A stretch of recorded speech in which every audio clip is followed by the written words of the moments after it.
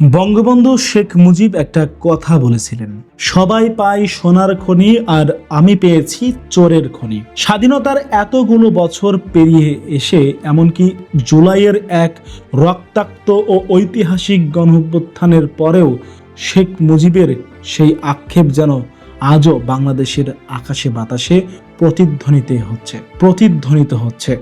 এতগুলো তরতাজা প্রাণের বিনিময়ে আমরা কি পেলাম? বাংলাদেশ কি সত্যি নতুন কোনো পথে হেঁটেছে? উত্তর হলো সরাসরি না। বাংলাদেশ ঠিক সেই আগের জায়গাতেই দাঁড়িয়ে আছে, শুধু গাড়ির আসনের চালক বদলেছে, কিন্তু গাড়ি যে ধ্বংসের গন্তব্যে যাচ্ছিল ঠিক সেদিকেই ছুটছে। অথচ আমাদের পাশের দেশ নেপালের দিকে একবার তাকিয়ে দেখুন, সেখানেও গণঅভ্যুত্থান হয়েছে, নির্বাচন হয়েছে, কিন্তু তারা আমাদের মতো পুরনো জঞ্জাল আঁকড়ে ধরে বসে নেই। নেপালের এই গণঅভ্যুত্থান পরবর্তী নির্বাচনে দেশের হাল ধরেছেন মাত্র ৩৫ বছর বয়সী এক জেনজি প্রধানমন্ত্রী, নাম বালেন্দ্র শাহ, যাকে নিয়ে এখন পুরো বিশ্বের সোশ্যাল মিডিয়া সরগম। কেনই বা হবে না? তার জাদুকরী মাস্টার প্ল্যানে চোখের সামনে বদলে যেতে শুরু করেছে পুরো নেপালের চিত্র। ক্ষমতা মানেই বিলাসিতা, ক্ষমতা মানেই ধরাকে সরা জ্ঞান করা। যুগ যুগ ধরে চলে আসা এই নোংরা রাজনৈতিক ধারণাকে ভেঙে চুরমার করে দিয়েছে এই তরুণ নেতা। গণঅভ্যুত্থানের পর একটি দেশ কিভাবে সম্পূর্ণ ভিন্ন এবং সঠিক পথে হাঁটতে পারে তার উজ্জ্বল জলজান্ত প্রমাণ আজ নেপাল। আর আমাদের বাংলাদেশের অবস্থা কি? জুলাই বিপ্লবের পর সাধারণ মানুষ স্বপ্ন দেখেছিল এক নতুন বাংলাদেশের, কিন্তু বাস্তবে আমরা কি দেখছি? আগে ক্ষমতায় ছিল আওয়ামী লীগ, তাদের পতনের পর এখন বিএনপি সরকারে এসে সেই একই তালবাহানা শুরু করেছে। নির্বাচনের আগে এক কথা, নির্বাচনের পরে আরেক কথা।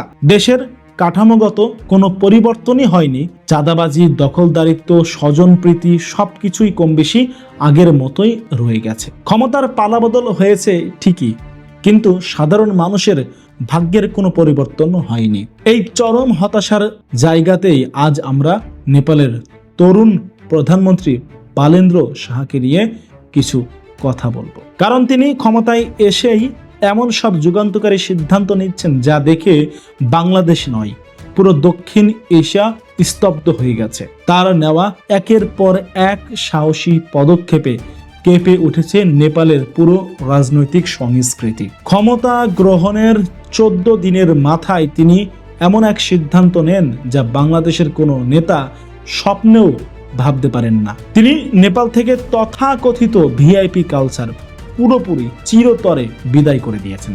আমাদের দেশে আমরা কি দেখি?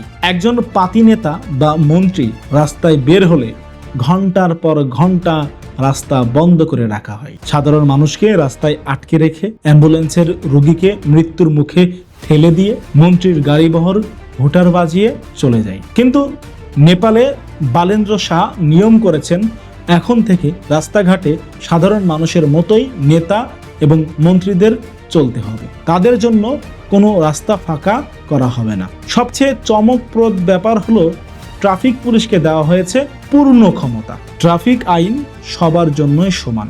মন্ত্রী এমপি থেকে শুরু করে স্বয়ং প্রধানমন্ত্রী নিজেও ট্রাফিক সিগন্যাল মেনে চলতে বাধ্য। কোনো মন্ত্রী যদি আইন ভাঙে তবে সাধারণ ট্রাফিক পুলিশ তার গাড়ি থামিয়ে তল্লাশি করার এবং জরিমানা করার পূর্ণ অধিকার রাখে। ভাবা যায়, আইনি চোখে সবাই সমান। এই কথাই যে শুধু কাগজের বুলি নয়, সেটা এই জেনজি প্রধানমন্ত্রী বাস্তবে প্রমাণ করে দিয়েছে।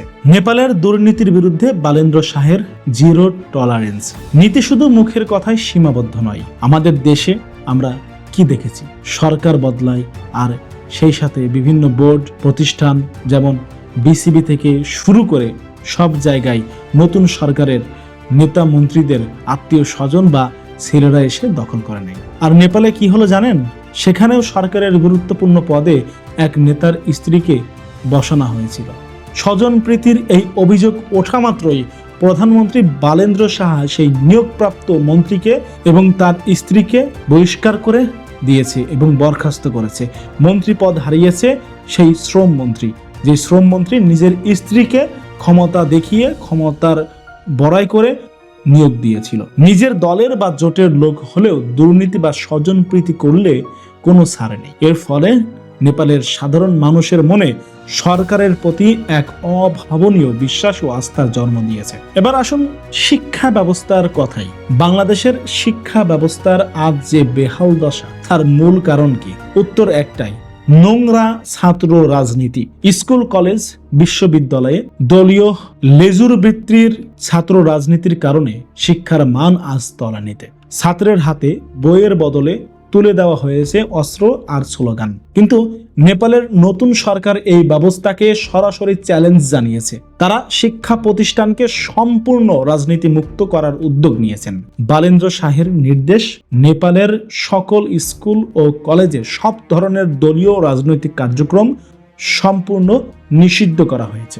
শিক্ষা প্রতিষ্ঠান হলো পড়াশোনা করার জায়গা, রাজনৈতিক সংঘর্ষ বা পেশিশক্তি দেখানোর জায়গা নয়। এই একটি মাত্র সিদ্ধান্তে নেপালের লাখ লাখ অভিভাবক স্বস্তির নিঃশ্বাস ফেলেছেন না। কারণ যে শিক্ষা একটি জাতিকে মাথা উঁচু করে দাঁড়াতে শেখায়, সেই শিক্ষাঙ্গনের রাজনীতির বিষ বাষ্প কোনোভাবেই কাম্য হতে পারে না। শুধু শিক্ষা বা প্রশাসন নয়, স্বাস্থ্য খাতেও এক অভাবনীয় বিপ্লব ঘটিয়েছে এই তরুণ সরকার। বাংলাদেশে সরকারি হাসপাতালে গেলে দেখা মেলে না চিকিৎসার, আর বেসরকারি হাসপাতালে গেলে বিক্রি করতে হয় ভিটে মাটি। কিন্তু নেপালের প্রধানমন্ত্রী সাধারণ মানুষের চিকিৎসা নিশ্চিত করতে এক যুগান্তকারী আইন করেছেন। এখন থেকে নেপালের সরকারি ও বেসরকারি প্রতিটি হাসপাতালকে তাদের মোট শয্যার একটি বড় অংশ গরিব এবং সাধারণ মানুষদের জন্য বিনামূল্যে রাখতে হবে বরাদ্দ। অর্থাৎ দরিদ্র বা মধ্যবিত্ত মানুষ এখন আর টাকার অভাবে চিকিৎসা বঞ্চিত হবে না। শুধুমাত্র এখানেই থেমে নেই, সীমাবদ্ধ নয়। নারীদের নিরাপত্তার ক্ষেত্রেও নেপাল সরকার যে পদক্ষেপ নিয়েছে তা সত্যিই প্রশংসার দাবিদার। নারীরা যেন নির্ভয়ে নিরাপদে কর্মস্থলে বা শিক্ষা প্রতিষ্ঠানে যাতায়াত করতে পারে, সেজন্য দেশটিতে চালু করা হয়েছে ব্লু বাস। নির্দিষ্ট রুটে চলাচলকারী এই বাসগুলোতে শুধুমাত্র নারীরাই যাতায়াত করতে পারবেন। এবং সবচেয়ে বড় কথা হলো, এই বাসে নারীদের কোনো ভাড়া দিতে হবে না, সম্পূর্ণ বিনামূল্যে তারা ভ্রমণ করতে পারবেন। এছাড়াও প্রশাসনিক কাজের গতি আনতে এবং আমলাতান্ত্রিক জটিলতা কমাতে বালেন্দ্র সাহা তার মন্ত্রিসভার আকার এবং মন্ত্রণালয়ের সংখ্যা কমিয়ে এনেছেন, একদম সীমিত রেখেছেন। আমাদের দেশে যেখানে নেতাদের খুশি করতে অপ্রয়োজনীয় মন্ত্রণালয় বানানো হয়, সেখানে নেপাল সরকার বাড়তি মন্ত্রণালয় ছিটে ফেলছে। এর ফলে সরকারের খরচ যেমন বেঁচেছে, তেমনি যে কোনো সরকারি সিদ্ধান্ত খুব দ্রুত নেওয়া সম্ভব হচ্ছে এবং সাধারণ মানুষ খুব সহজেই সরকারি সেবাটা পাচ্ছে। আজ নেপালের এই তরুণ নেতৃত্বের দিকে তাকিয়ে পুরো আন্তর্জাতিক অঙ্গন প্রশংসায় পঞ্চমুখ। মাত্র কয়েক মাসের ব্যবধানে তারা বুঝিয়ে দিয়েছে সদিচ্ছা থাকলে রাষ্ট্রকে কিভাবে জনগণের সেবকে পরিণত করা যায়। অথচ এর ঠিক উল্টো চিত্র আমরা দেখছি আমাদের এই বাংলাদেশে। জুলাইয়ের গণঅভ্যুত্থানে যে পরিমাণ রক্ত ঝরেছে, যে পরিমাণ মানুষ পঙ্গু হয়েছে, তার বিনিময়ে আমরা কি পেয়েছি? বাংলাদেশের মানুষ আজ চরম হতাশ এবং নাখোশ। নতুন সরকার বা বর্তমান রাজনৈতিক দলগুলোর অনেক সিদ্ধান্তে জনগণ আর আস্থা রাখতে পারছে না। কথার সাথে কাজের কোনো মিল নেই। সাধারণ মানুষ বাজারে গেলে আগুন, রাস্তায় গেলে যানজট, আর অফিসে গেলে সেই পুরনো ঘুষ দুর্নীতির রাজত্ব।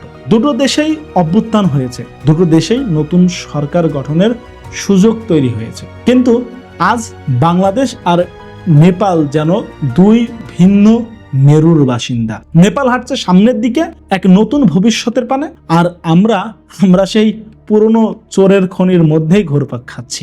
নেপালের জেনজি প্রধানমন্ত্রী বালেন্দ্র সাহা প্রমাণ করে দিয়েছেন, রাজনীতি মানে ক্ষমতার দম্ভ নয়, রাজনীতি মানে মানুষের সেবা।